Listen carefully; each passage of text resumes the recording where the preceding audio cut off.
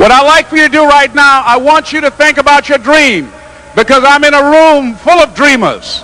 Think about your dream right now. I want you to think about it and envision it. Now, ladies and gentlemen, let me share something with you. I do not believe that any of us have dreams that were not given to us for the purpose of accomplishing those particular dreams. And I want to share something with you that has changed my life. I started out, as was indicated by Jack, some very humble beginnings. I don't know what that dream is that you have. I don't care how far-fetched it might appear to be. I don't care how disappointing it might have been as you've been working toward that dream. But here's what I know, that dream that you're holding in your mind, that it's possible. Let's say that together, please. It's possible. See, sometimes we can't say, I can do that. But what we can say, that it's possible that I can have my dream as we run toward it, as we work on it day in and day out. No one, ladies and gentlemen, could have convinced me when I started out just over 6 years ago working on my dream. And I want you to think about whatever your dream is, because I was willing to take a chance. And most people won't do that. Most of the people that you talk to try and bring them into the business, these are not risk takers. Most people have done all that they're ever going to do. They raise a family, they earn a living, and then they die. But people who are running toward their dreams, life has a special kind of meaning. And here's what I will share with you, that in the process of working on your dreams, you are going to incur a lot of disappointment, a lot of failure, a lot of pain, a lot of setbacks, a lot of defeats. But in the process of doing that, you will discover some things about yourself that you don't know right now. What you will realize is that you have greatness within you. What you'll realize is that you're more powerful than you can ever begin to imagine. What you will realize is that you're greater than your circumstances, that you don't have to go through life being a victim. As Jack indicated, I was born in Miami, Florida, in an area called Liberty City, in an abandoned building on a hard linoleum floor with my twin brother. We were 6 weeks of age. We were adopted. When I was in 5th grade, I was identified as EMR, labeled educable, mentally retarded, put back from the 5th grade into the 4th grade, and stayed in that category until I got out of high school. I don't have any college training, but I met a high school teacher who one day changed my life. I was waiting on another student, and when he came in, he said to me, young man, go to the board and write what I'm about to tell you. And I said, I can't do that, sir. He said, why not? I said, I'm not one of your students. He said, it doesn't matter, follow my directions now. I said, I can't do that, sir. He said, why not? I said, because I'm educable, mentally retarded. And he came from behind his desk and he looked at me. He said, don't ever say that again. Someone's opinion of you does not have to become your reality.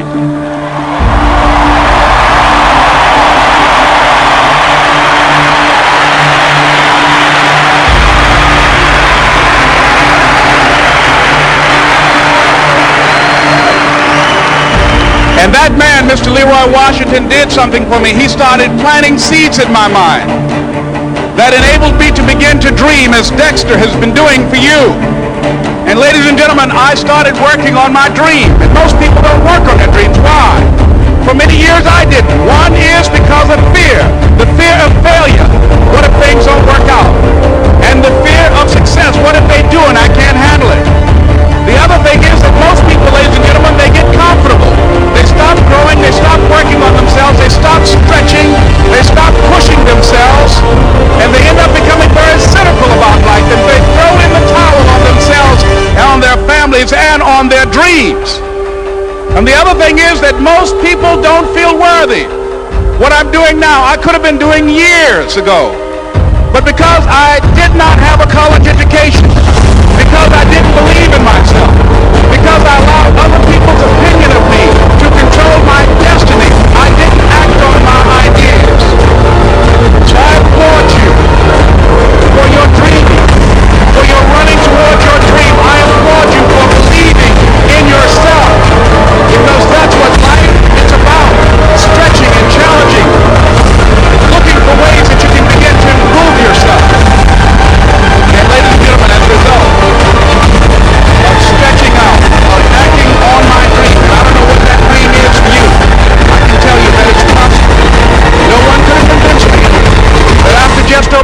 years, I will have my own book entitled Live Your Dreams. Just over 6 years, I will have 5 specials on public television. Just over 6 years, I've done motivational speaking for AT&T, Procter & Gamble, McDonald's Corporation, Xerox, IBM. Just over 6 years. I will now have my own talk show that will premiere on Monday, Labor Day. I'm saying to you, your dream is possible. Your dream is possible. But not only is it important that you believe and begin to know that it's possible for you to live your dream as you run toward it, but I've done something that I want to share with you called Choosing Your Future. In fact, I've developed a set of tapes talking about how to begin to create your own reality by choosing your future. And not only is it important for you to know it's possible for you to choose your future, but it's necessary that you work on yourself, that you develop yourself. It's necessary that you get the energy drainers out of your life, people who don't want anything, people who are not striving, people who are not challenging themselves, people who aren't growing, people who have stopped dreaming. It's necessary that you align yourself with people and attract people into your business who are hungry, people who are unstoppable and unreasonable, people who are refusing to leave life just as it is and who want more. My mother used to say, birds of a feather flock together. If you run around with losers, you will end up a loser. It's necessary that you get the losers out of your life if you want to live your dream.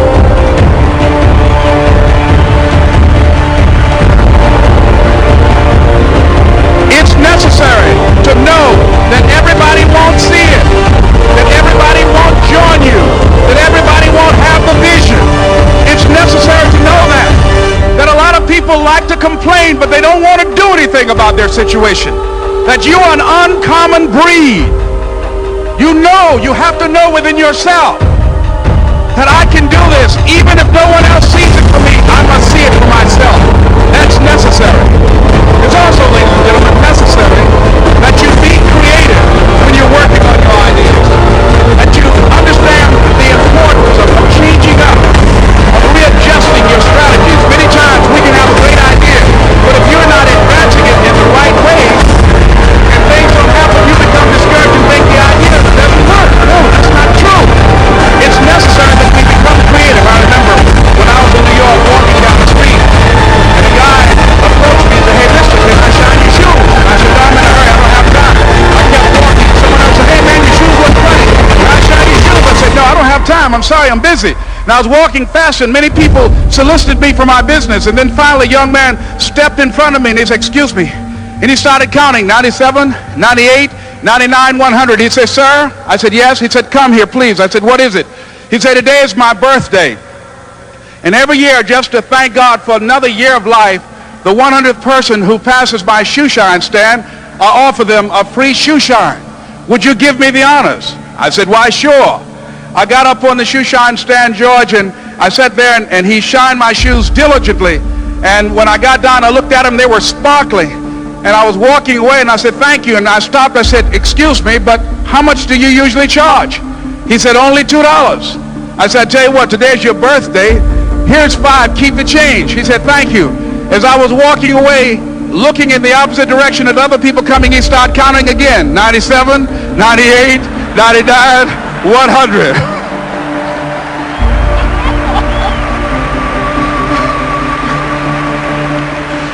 It's necessary that you be flexible, that you are always thinking of how can I improve this better. This is a customer-driven economy.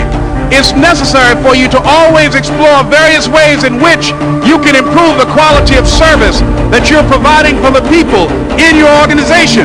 I remember something, a major company had talked about the extra value service they were providing for their customers. And the lady who had the news conference summarized it this way. She said, it's not our intention to satisfy our customers or to please our customers. Our intention is to amaze them. It's necessary, if you're going to compete today, that you look for ways to amaze your customers by being one of those individuals that keep your commitments, that keep your word, that's relentless. It's necessary you work with the people that you bring into your organization you're a good example of a person to work with because you model integrity and determination and ambition and truth and honesty and the way in which you conduct business. The next step is, that is you. That is you. And no one can do it for you but you. Even though you face disappointment, even though you will experience some setbacks, it goes with the territory. You must understand that. I remember I was playing a game with my 9-year-old son, John Leslie, and I beat him 10 straight games in a game called Connect Four. And finally, I said, John Leslie, I'm bored. I don't want to play you anymore. And I got up.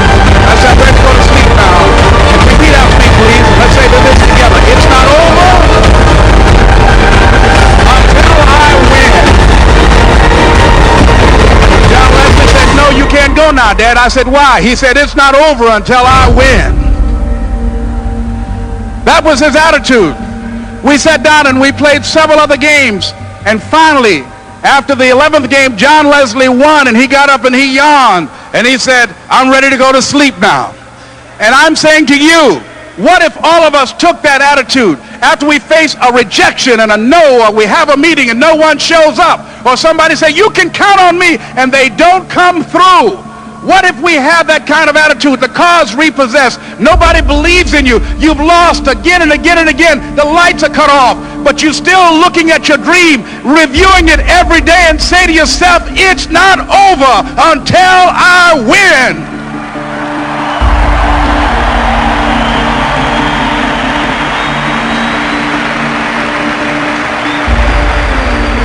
Life will yield to you.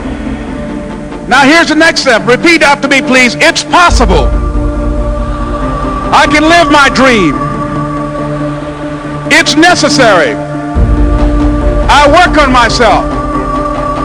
Surround myself with winners. Become creative. It's me. I've got to make it happen. It's not over until I win.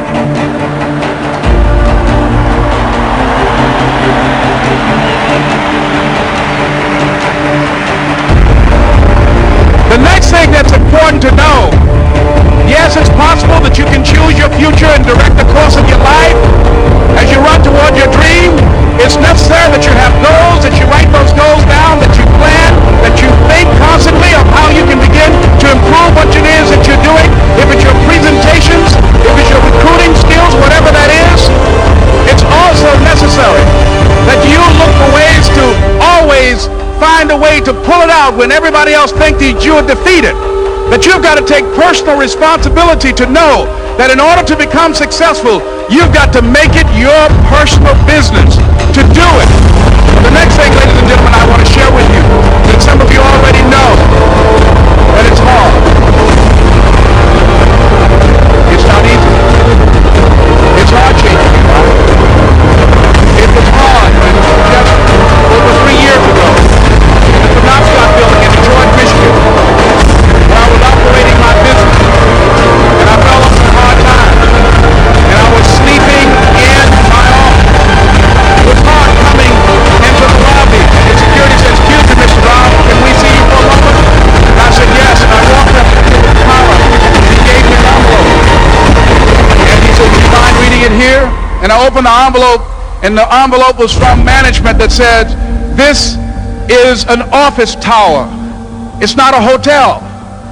Please do not sleep in your office. And I said, excuse me, sir. I said, I just work long hours in creating my business. I'm an entrepreneur. And right now things are bad for me. But they're not going to be this way always. And I just asked for the opportunity to continue to operate like I'm doing. I'm not trying to make this my home. And it was hard coming through the lobby. And sometimes they would laugh. There's a guy talking about becoming successful. And look at him. He's bathing in the bathroom upstairs on the 21st floor. He sleeps on the floor. Him and 2 other dreamers up there. Look at him. It was hard, ladies and gentlemen, coming to speak to people. And I was facing financial difficulties in my own life. I was behind on my bills and my dreams, and I'm saying to them, you can live your dream. It was hard, ladies and gentlemen. It was very difficult to pick myself up each day believing that I could do it. There were times that I doubted myself. I said, God, why is this happening to me? I'm just trying to take care of my children and my mother. I'm not trying to steal or rob from anybody. Why did this have to happen to me? It was very hard. And here's what I want to say to you. For those of you that have experienced some hardships, don't give up on your dream. No one could have convinced me by holding on, by continuing to push forward, by continuing to run toward my dream. One day, I would have my own talk show. It's a long shot, ladies and gentlemen, from Liberty City, an abandoned building on a floor. Never knowing my mother or father. It's a long shot. Being here with you today in this dome in Atlanta, it's a long shot. No college training, labeled educable, mentally retarded, but I kept running toward my dream.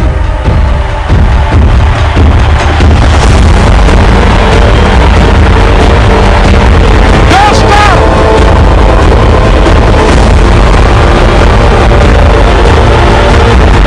Don't stop.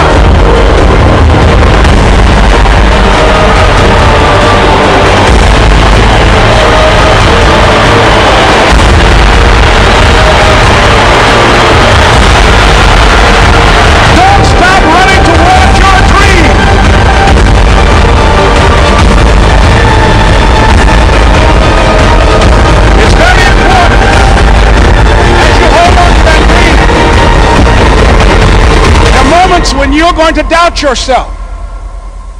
There are rough times are going to come, but they have not come to stay.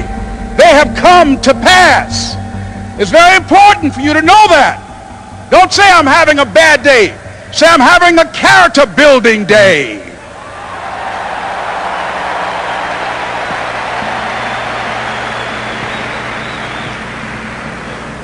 It's very important for you to believe that you are the one to make this happen. I remember this high school teacher, Mr. Leroy Washington, at the end of school one June, it was just a few days before we were supposed to leave, and I just got my report card, and it indicated that I'd failed history, and I'd failed English, and I would have to go to summer school. And I was feeling within myself that I was a failure, that I'm slower than most people in getting paperwork, and I was feeling down on myself and very negative. And Mr. Washington was giving a speech to the graduating seniors, and I was in 11th grade. And even though I wasn't supposed to be in there, I went in there because the speech he was giving, that speech was for me. And as he talked, my heart began to beat fast. Tears began to run by my eyes, and I was in the back just listening to him, because he said, and he was a very dramatic man. I still talk to him to this day. He said, as graduating seniors of Booker T. Washington High School, I want you to know that you're blessed and highly favored, and that as you go toward the future, begin to know that you have greatness within you. And if just one of you here begin to envision yourself as being blessed and highly favored to reach your goal, if just one of you capture the essence of what that means, that you have greatness within you and a responsibility to manifest that greatness, that you can make your parents proud, you can make your school proud, you can touch millions of people's lives, and the world will never be the same again because you came this way. And the students gave him a rousing standing ovation. And as he left the auditorium, I ran down the steps and I caught him in the parking lot. I said, Mr. Washington? He said, yes. I said, do you remember me, sir? He said, no. I said, my name is Leslie Brown. My mother, she works in the cafeteria here. I wanted a twin. Leslie. He said, Mr. Washington, you know, I got these big dreams. I like talking to people. I love people. He said, I want to work with people. I got this dream to find my mama home. Can I do that, Mr. Washington? He said, it's possible, Mr. Brown. And as he walked away, I called him again. I said, Mr. Washington? He said, what do you want now? I said,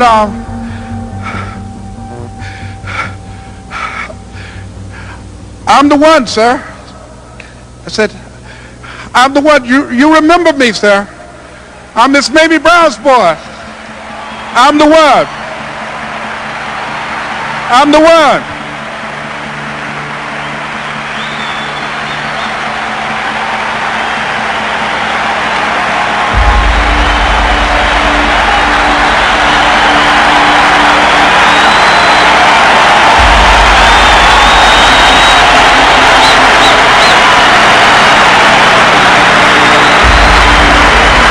And you must feel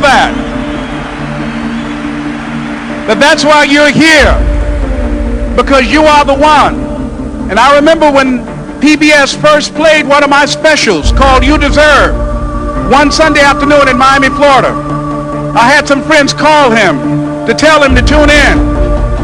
And he watched the program. He called me in Detroit, and I answered the phone. I said, hello. He said, may I speak to Les Brown, please? I said, who's calling? He said, you know who this is. I said, oh, Mr. Washington, it's you. He said, you were the one, weren't you? I said, yes, sir. He said, and you were so crazy.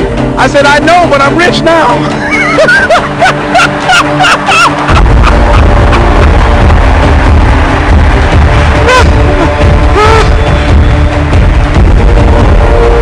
Ladies and gentlemen, it's not going to be easy. It was hard laying on the floor of the Penobscot building, looking out of the window, daydreaming, saying, Les, can you do this? Can you make this happen? I used to listen to tapes day in and day out about See You at the Top, my great friend Zig and Dennis Waitley and different other motivational speakers, and Dr. Norman Vincent Peale and Dexter saying, don't let nobody steal your dream. I used to ask myself, can I do this? And something said within me, you'll learn. You'll learn. Now let me tell you something, ladies and gentlemen. While you're here, before you go back home to your respective cities and communities, write down at least 5 reasons on why you deserve your dream, why you won't give up, what's going to make you unstoppable, why you must be unreasonable, because logical, practical thinking says you can't do it today. But if you want to produce unreasonable results in your life, like living your dream and taking charge of your destiny, you've got to be an unreasonable person. You've got to be an uncommon person. So write down the reasons of why you're here. My first major goal was to buy my mother a home. And let me tell you something, ladies and gentlemen. What will reasons do, Les? Nietzsche said, if you know the why for doing, you can endure almost anyhow. What do you mean by that? If you know why you're doing something, when the hard times come, and they're going to come, when the disappointments and the rejections come, and they're going to come by the truckloads, your reasons will be your rod and staff to comfort you, to pick you up. Once again, I got a saying on one of my tapes, if life knocks you down, try and land on your back, because if you can look up, you can get up. Let your reasons get you back up.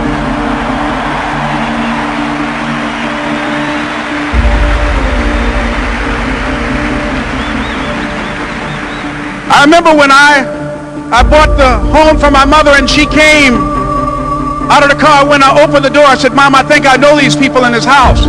That was my first major goal. And then I couldn't conceal it anymore. I said, Mom, I got this for you. And as she went from room to room, looking at the house and saying, thank you, Jesus. Thank you, Lord. No one ever could have convinced me that this could have happened to me. And she looked at me and she said, Leslie, and you caused me so much problems as a boy. You were always into stuff. She said, no one could have convinced me that day when I walked in that house and this lady was holding you and your brother. And she said, ma'am, I want you to promise me 2 things. She said, what is it? She says, 1, promise me that you won't separate them. She said, I want them raised together. I want them to know each other. I got pregnant by my husband on the way in the war, and I can't keep them. Promise me that you won't separate them. She said, I promise I won't. I've never had children. I promise I won't separate them. And she said, promise me that you'll never tell him about who I am, because if my husband ever found out, he would kill me. She said, I promise. And she said that she gave him to us, and she kind of cried, and she was walking out the door, and she looked at my Dr. Mother. She said, remember, don't you separate them. She said, I swear to God, I won't. I won't separate them. I'll keep them together. And she said, as I tell y'all in my arms, I never had these children of my own. I didn't know how to do it. I knew with the help of God. I would. Ladies and gentlemen, my mother had a dream of having children and raising us. She didn't know how she was going to do it. You're going to be just like that. And some of you are already there. Well, you don't know how you're going to make this happen, but you just feel within yourself some way, somehow, with the help of God, I'm going to make it happen. Repeat after me, please. No matter how bad it is, or how bad it gets, I'm going to make it. I'm going to make it. Shake somebody's hand on your right and left and say, you got the right stuff.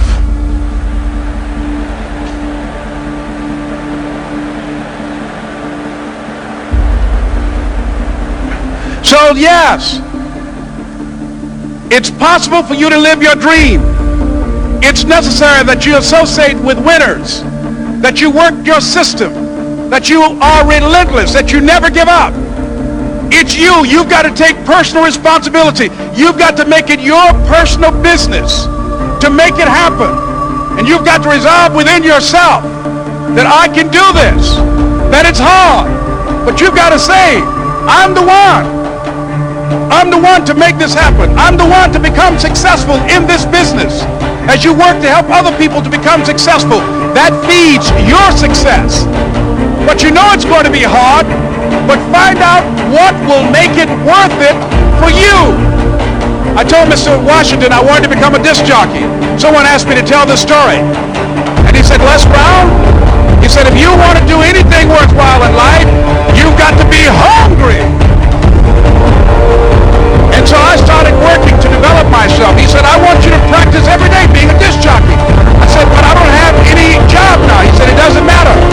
He said that it's better to be prepared for an opportunity and not have one than to have an opportunity and not be prepared. So every day I was working to develop myself. And that's what you must do. And as I was working to develop myself, I applied for a job as a disc jockey, WMB, in Miami Beach. Went to a guy named Milton Butterball. I said, how you doing, Mr. Butterball? I'd like to get a job as a disc jockey. He looked at me, he said, do you have any broadcast background? I said, no, sir, I don't. Do you have any journalism background? I said, no, sir, I don't. He said, we don't have any jobs available. I said, yes, sir. I went back to Mr. Washington and I told him. He said, don't take it personally. He said, most people are so negative, they will have to say no 7 times before they say yes. He said, go back again. So I went back again. I said, how you doing, Mr. Butterball? My name is Les Brown. He said, I know what your name is. What do you want? I said, I'd like to know whether or not you have any jobs at this jockey, sir. He said, didn't I just tell you yesterday we didn't have any jobs? I said, yes, sir, but I know whether or not somebody got laid off or somebody was fired, sir. He said, no one was laid off or fired. Now get on out of here. I came back the next day. Hello, Mr. Butterball. How are you? He said, fine. What do you want now? I said, I'd like to know whether or not you got any jobs, sir. Didn't I tell you the last 2 days we didn't have any jobs? I said, yes, sir, but I don't know whether or not somebody got sick or somebody died, sir. He said, no one got sick or died. Now don't come back here and throw me out again. I came back the next day like I was seeing him for the first time. I said, hello, Mr. Butterball. How are you? He looked at me with rage. He said, go get me some coffee. I said, yes, sir.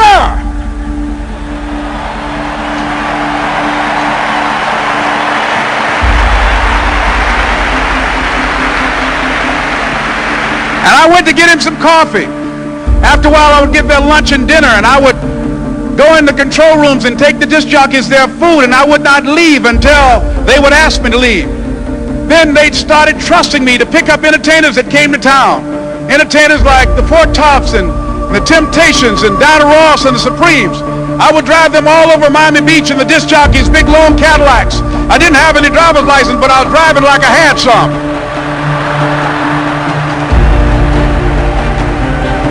And one day, one Saturday afternoon, while I was at the radio station, a guy named Rock was drinking while he was on the air.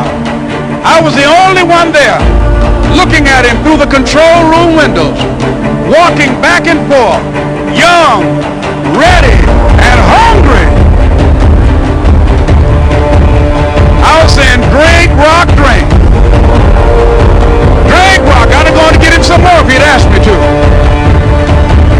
Pretty soon the phone rang, and it was the general manager.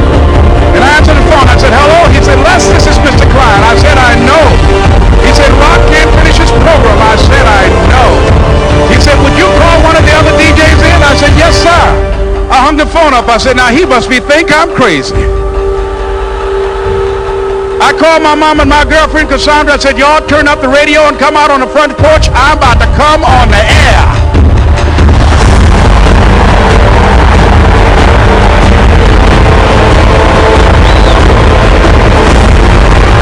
I waited for about 20 minutes.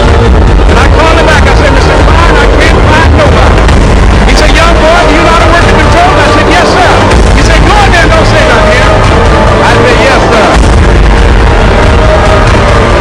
I couldn't wait to get behind those controls. I put on an old Stevie Wonder record called Fake It. I sat down behind that turntable. I said, look out, this is BLB Triple B. This is from your platinum playing top. There will nothing for me, there will be none after me. That's what that makes me the one and only. Young and single, lovely, certified, qualified, and legally qualified to bring you satisfaction, a whole lot of action. Look out, baby, I'm your love man. I was hungry. I was hungry.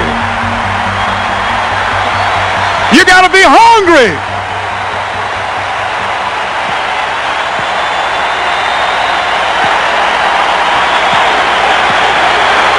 You got to be hungry.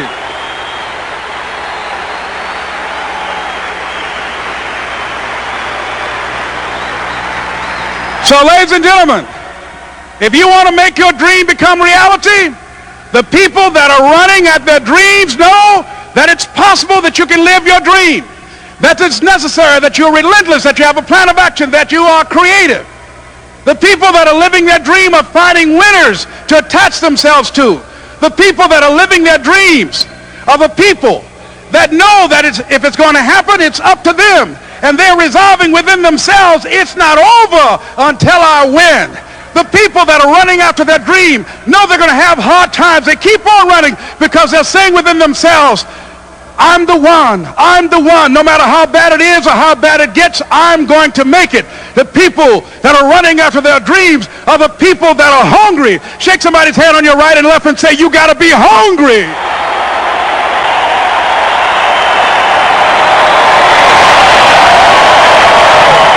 And as you run toward your dream, I want to dedicate this to you that I love very much. I want to thank Dexter and all of you.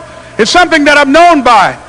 It's on our tapes called Choosing Your Future, and it says simply this, that if you want a thing bad enough to go out and fight for it, to work day and night for it, to give up your time, your peace, and your sleep for it, if all that you dream and scheme is about it, and life seems useless and worthless without it, and if you gladly sweat for it and fret for it and plan for it and lose all your terror of the opposition for it, and if you simply go after that thing that you want with all of your capacity, strength and sagacity, faith, hope and confidence, and stern pertinacity, if neither cold poverty, famish or gulf, sickness or pain or body and brain can keep you away from the thing that you want, if dogged and grim you besiege and beset it, with the help of God you'll get it. This is Mrs. Mamie Brown's baby boy, Leslie Calvin Brown, saying it's been a plum-pleasing pleasure as well as a privilege.